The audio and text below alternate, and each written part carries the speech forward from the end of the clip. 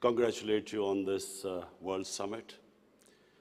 I'm so pleased that in the Muslim world also we've started summits like this where ideas are exchanged, intellectual activities promoted. So I want to congratulate you, first of all. And then, before I start my vision of governance in Pakistan, I just want to inform the audience here what was an international sportsman, a cricketer, how did he end up in politics? And then how did he become a prime minister? So I think it'll be interesting for you because then you will understand what I intend to do with Pakistan.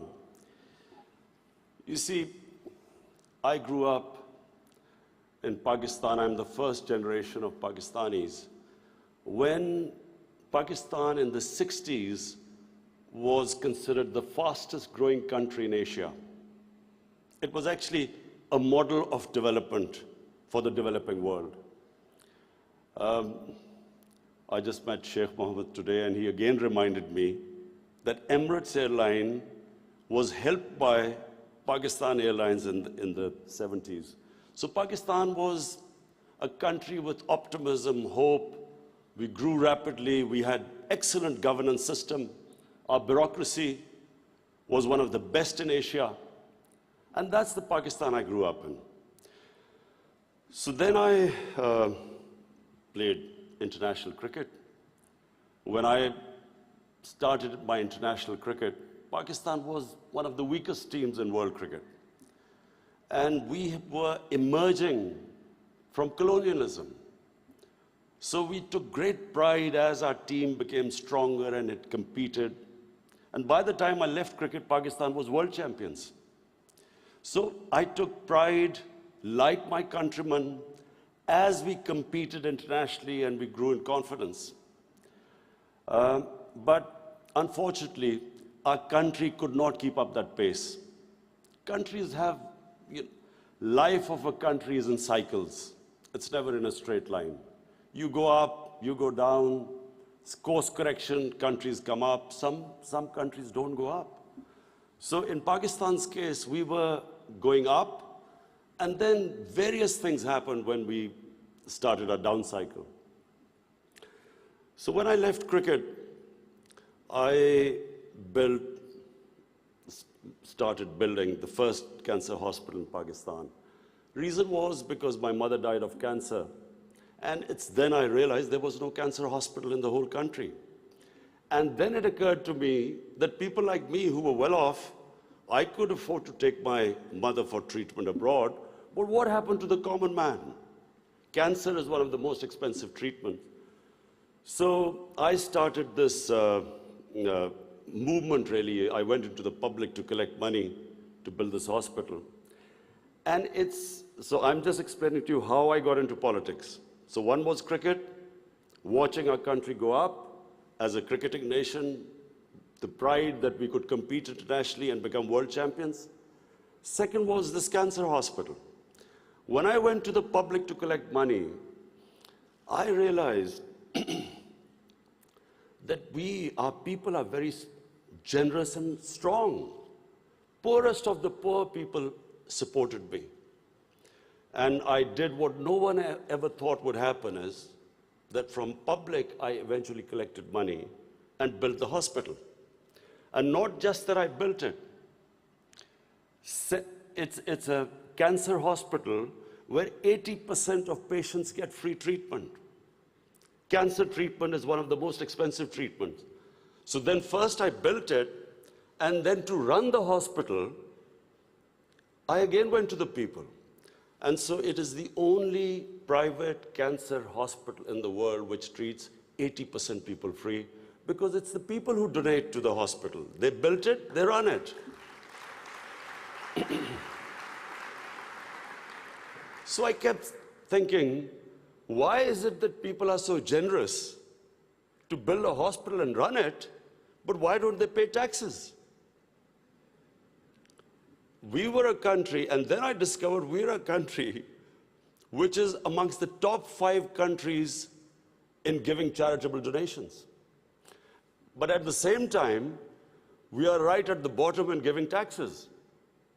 And the reason was that people did not trust the government. They thought that their taxes were wasted by the government. It was spent on the lavish lifestyle of the ruling elite.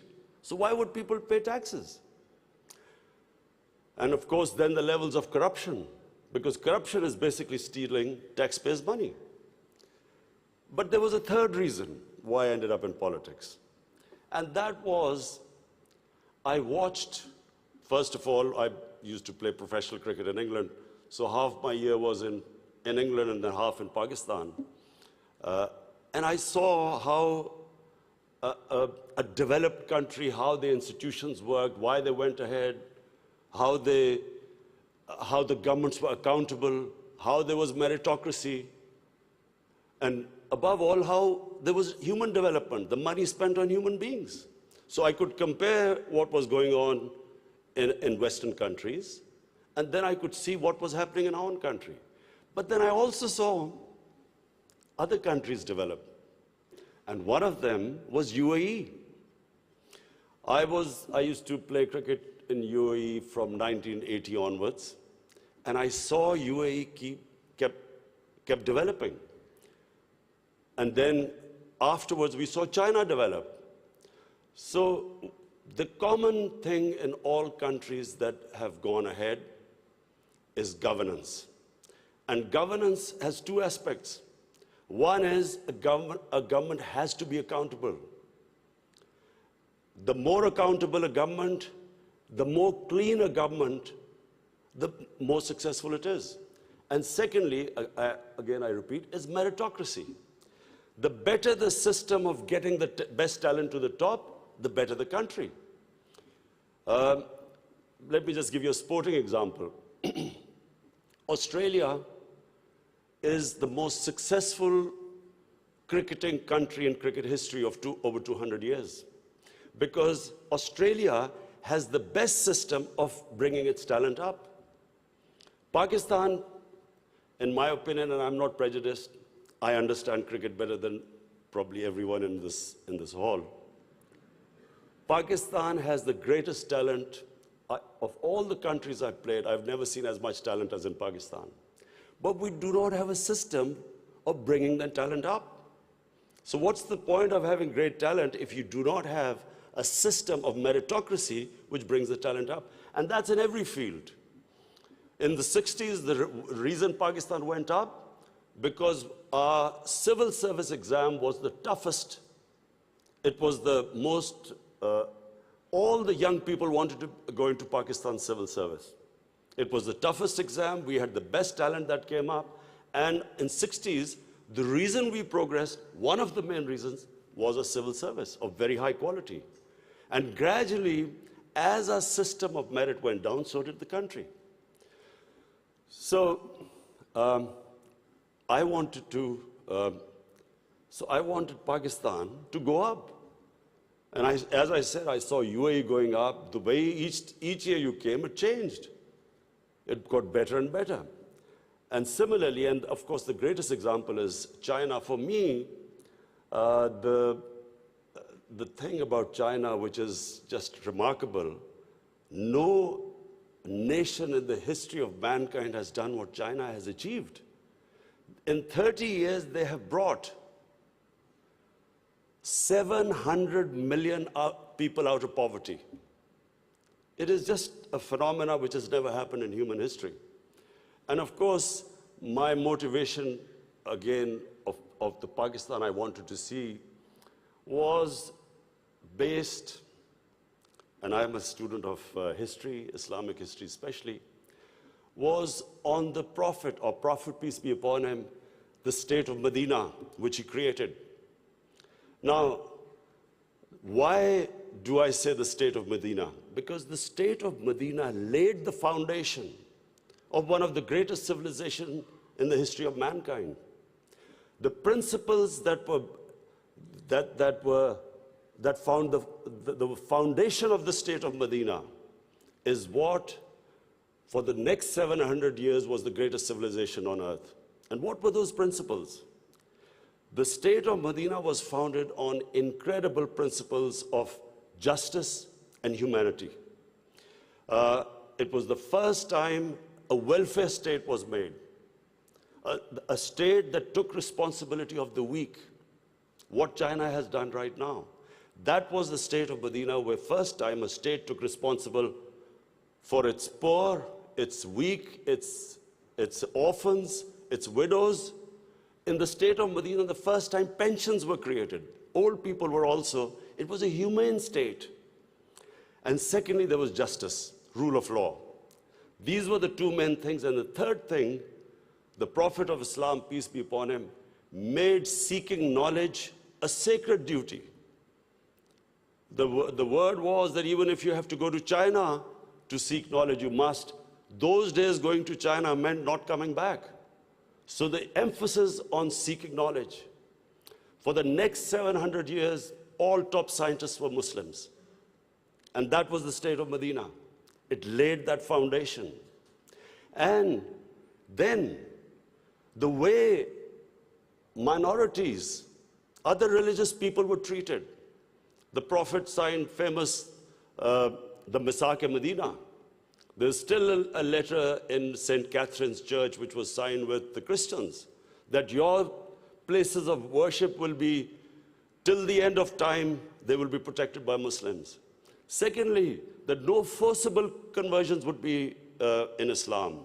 Thirdly, the Prophet's last sermon, it is a charter of human rights. It's about how human beings are equal. So it was a humane state created, rule of law, emphasis on education, that led to the growth of Muslim civilization. So this is, in Pakistan, we want the same basis of our state. The rise of what I believe, the way our country will rise, it will go back to those principles. We must, number one, have rule of law, everyone equal before the law. State must be accountable. We must have a welfare state where the state must take responsibility of its poor people. Half our population is on the poverty line or just above, and about 25% are below the poverty line. The state must take responsibility. All policies of the state must be, like in China, how do we lift the people from the bottom? And the most important thing is that we must, in Pakistan, start a reform program. Reforms are painful, but it is essential if we have to get out of our current problems. So, first of all, I joined politics in '96. From '96 to 2013, there was a very small party. Most of the time, it was one step up and 3 steps down. The first election I contested, we were wiped out. Second election, 5 years later contested, we had only 1 seat. Third election, we boycotted, and most of the time people made fun of me, thought we would never make it, because I'm an outsider. I wasn't from the political class. But one big lesson from sports which I learned, you only lose when you give up. So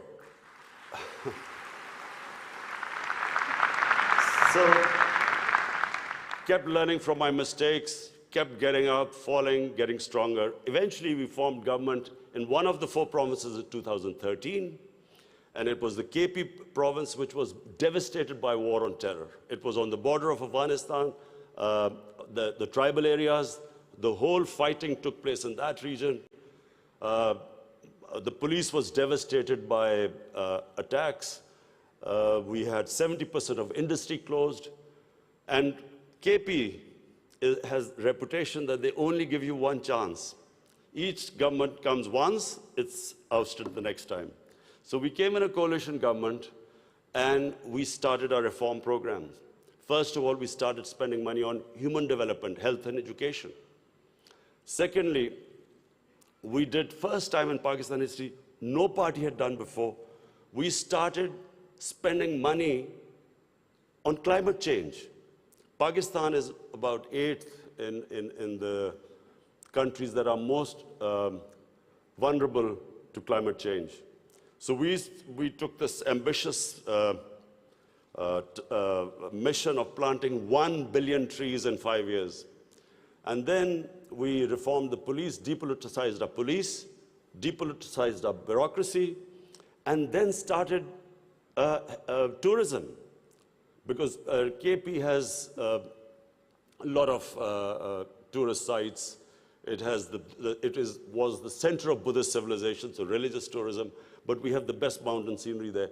So anyway, by the end of 5 years, we had half poverty in those 5 years. The poverty had gone half. And a province which never gave you a second chance, we came back with 2/3 majority in 2018. Not only did we win there, then we formed government in the last election. We got 17 million votes, which is the highest ever won by a party. And so now we have our reform agenda. And as I repeat, reforms are painful. You know, when you take reforms, when you make reforms, people suffer. They go through difficult times. It's like a surgery. When you conduct surgery, for a while, the patient suffers, but then he improves. The worst thing that can happen to a society is that you keep postponing reforms because of the fear that you will have opposition, the vested interest will stand up, and you don't do reforms. So we've started on an ambitious reform program. That's number one. We are trying to change improve all our economic policies. We have trying to cut down our fiscal deficit. We are trying to improve exports, cut down our imports. We have unfortunately had to raise bills because we came up with, when we got into power, we had massive fiscal deficit and current account deficit. So we are doing that. But in my opinion, Pakistan now has a chance. Already we are seeing optimism. Investors are coming into our country. We feel that this is the time that Pakistan will take off. The most important thing, and while talking to Sheikh Mohammed last time, he told me something very interesting. He said that you must allow businesses to make money. Investors must make profits. And the reason is simple. If people don't come into business for charity, they come into business to make money. So if they can make money, more people come and invest. So this is what we've done. We have started working on ease of doing business, making it easier for people to do business, easier for the investors. We are changing our tax laws, which were very cumbersome. So we are conducting a series of reforms. And already, we're seeing the signs of the country improving. But most important, Pakistan has the best tourist potential. At the moment, we have hardly any tourism compared to other countries. But Malaysia, with just beach tourism and resorts, Malaysia has $22 billion it makes from tourism. Turkey, with beach and historical sites, beach tourism, Turkey has $42 billion from tourism. Now, Pakistan has probably one of the best mountain scenery anywhere in the world. Half the world's highest peaks are in Pakistan. Pakistan has 1,000 kilometers of coastline. Pakistan has the oldest historical monuments, probably as old as anywhere in the world. We have Indus Valley civilization, which is 5,000 years old. We have Peshawar, the oldest living city in the world, 2,500 years. Lahore and Multan, ancient cities. But what we have, probably more than any other, hardly any other country has, is religious tourism. We have, for Muslims, we have the Makkah and Medina of the Sikhs.